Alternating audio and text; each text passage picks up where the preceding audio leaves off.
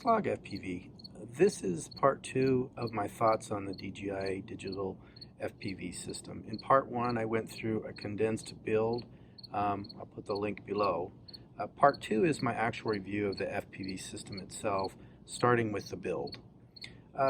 For me, the build actually was no more difficult than any other 5-inch freestyle build that I've done, other than the slight modifications to the top flight deck standoffs.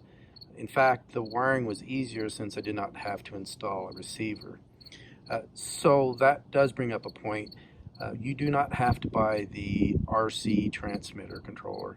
Some would argue that it is better to have a separate control link from the video feed. The thought being, if you had a freeze frame, you could punch up to get better reception versus a fail-safe. If you're a talented pilot at flying blind, I guess I can see it. I'm not one of those pilots. I'm an average pilot, so that is actually why I added the GPS rescue on this thing. If I get into trouble, I can always flip a switch fairly easily. Is this build for every 5-inch frame?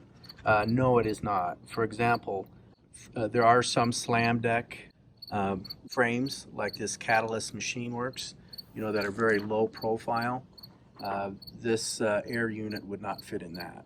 Also, I don't think if you're trying to do a lightweight racing build like this Catalyst Machine Works Norris, I really don't think it's suitable for that either, although you could put the Norris does come with a flat flight deck that you could put it on the top, but that defeats the purpose of the lightweight racing quad here. So it doesn't work in every frame out there, but in general there's a lot of frames out there that it will work with just putting in some higher standoffs or no modifications at all. In fact, I just noticed that Get FPV is selling a Lumineer bind and fly 5-inch with a built-in air unit.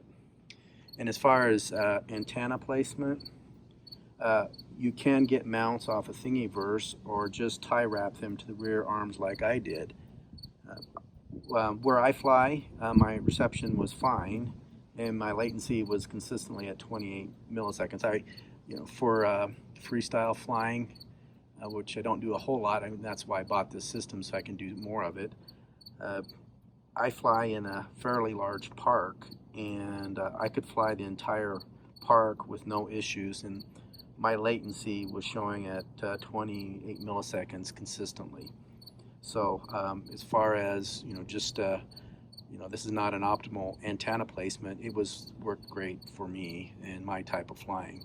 Now, this is not something that I would do a long distance flight with, and I don't think it's suitable for that either, but I'm not into long distance flying. So yes, the FPV air unit is suitable for a 5-inch freestyle build. So let's go through the ergonomics of the goggles themselves.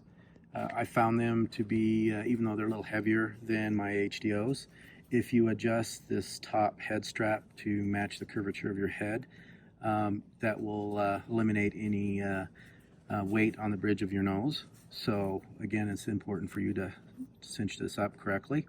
So I felt that it, with that correctly adjusted and the head strap in the back, they were actually very comfortable to wear. No less comfortable than my HDOs. I know some people were complaining about the bridge weight, but again, I don't think they had the top head strap cinched up high enough, and I didn't have any problems. One thing that is a definite con, if you look at the curvature of the head plate here, it's very flat on the front. So I'm not sure whose head this was designed for, but you definitely get light leakage because of that. Hopefully they'll come out with a different face plate here and foam pad here for different head shapes, because that is a definite con. But even with the light leakage, the screens are so bright in here that it didn't really bother me that I was getting light leakage.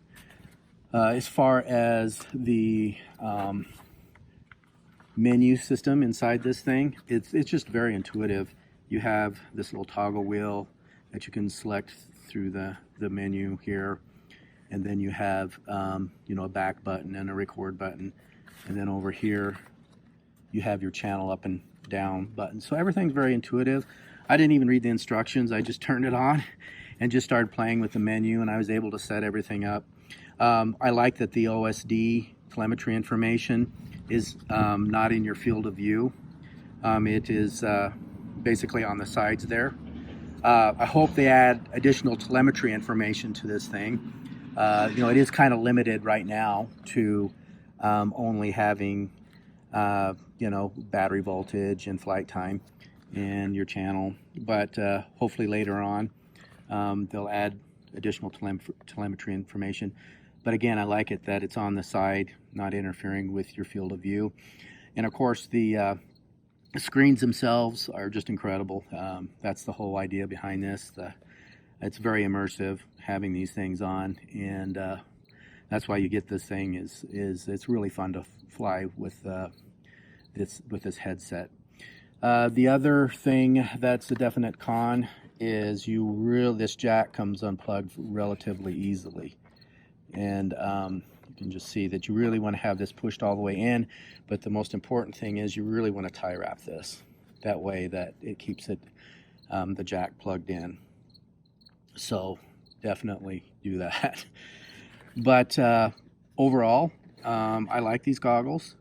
You know, it does look a little bit like a virtual reality set of goggles, and I kind of think it looks like Ant-Man a little bit, but I don't mind them, and the reception is good with them. So overall, I'm happy with the goggles. So moving to the remote controller, if you are familiar with the DJI Phantom product line, this remote controller is very, very similar to that. And if you are, you'll feel right at home with this FPV controller. The weight, and it is well balanced. I mean, it is smaller than my Tyrannus X90 Plus, so it does fit well in your hands. It does have these rubber pads for gripping, so I'm a hybrid pincher. The gimbals are very nice. I think they're Hall effect. I don't know for sure, but they feel like they are. You can also, I like it that you can adjust the tension very easily by pulling back the rubber pads here, and there's some Phillip head screws that you can, 2 of them on each side, that you just can adjust the tension. I do like that the battery is easily removable on the back here, and it's actually the same battery that is used on the DJI Crystal Sky monitor, and I have one of those for my videography drones. So that's very convenient. It also has a USB-C connector here that you can charge it with in addition. I do think that the 4 3-position switches are sufficient for flying FPV quads. You also have a programmable button. I like it that you have easy access to the record button here to stop and start recording, and then it has the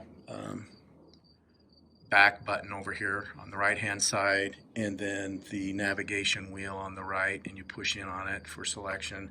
So overall, I think the switch position is great, and you have the one programmable button here. I haven't messed with that. So overall, I think, you know, for me, since I'm familiar with DJI remote controllers, it felt very comfortable in my hand. So the air unit, as previously stated, performs well and is very comparable to its analog VTX counterpart. I know it adds weight, but the case does a great job at dissipating the heat. Also, it did have an FCC compliant sticker on it, so that's a good thing. Then also the camera field of view being 150 degrees, that really matches up with the type of flying I do, which is mostly light park freestyle type flying, and so I think it matched up well with my type of flying. And of course, why you buy this system is for the video feed itself. It's hard to describe. You really have to experience it. It is very immersive, and it does take, FPV to the next level as far as really being immersed in the flight itself. So let's close this out with my thoughts on the DJI Digital FPV System. So who would the target market for this product be? I think 5-inch or larger freestyle pilots who are early adopters of new tech and want the next level of FPV experience. And also they are willing to take on the risk that there might be another company like Fat Shark that might come out with something better. As you know, in electronics and electronic systems, things always get smaller, cheaper, and faster. I do think that this is not really ready yet for racing. And why I say that, I did talk to one of my friends who actually does race, and his whole family, they race, and he also helps put on racing events.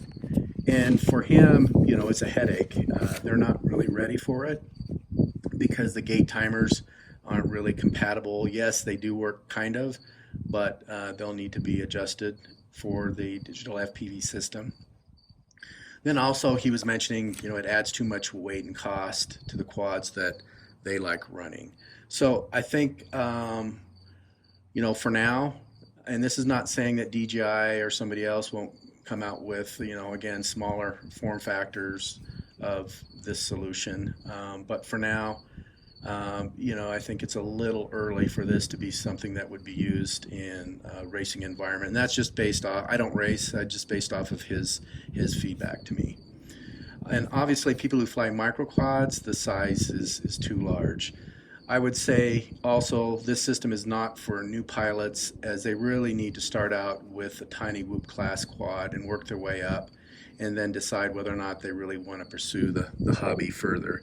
Because this is a lot of money to invest in something that you don't really know whether or not you're going to enjoy it. So again, for new pilots that just want to try things out, obviously this is top end of the cost spectrum.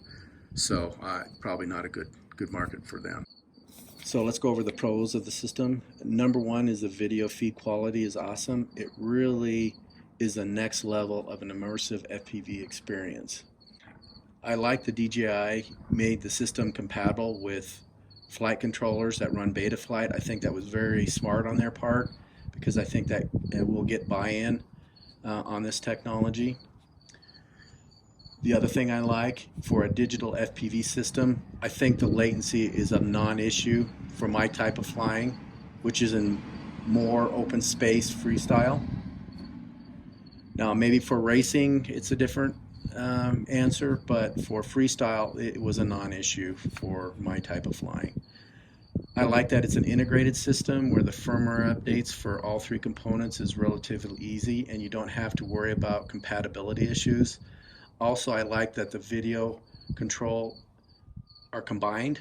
That makes for an easier build, and also has the potential when the system is miniaturized to make it smaller, as there's only one component. Others might see that as a con. One thing DJI does lead in is their OcuSync technology, which is my understanding the system that this is based on. It will be hard for the competition, in my mind, to catch up here, as DJI has been improving on this OcuSync technology for many years with their digital transmission solutions for their videography drones. And then lastly, I think 1080p and 60 frames per second is great for the type of video capture I need. For posting on YouTube, it's plenty adequate. And if you need higher resolution, you can just strap a GoPro on this thing. So the cons, the size of the air unit is still large for anything smaller than a 5-inch. DJI needs to come out also with a new faceplate for the goggles themselves. They don't really fit a lot of people's faces, so hopefully they'll come out with different faceplates.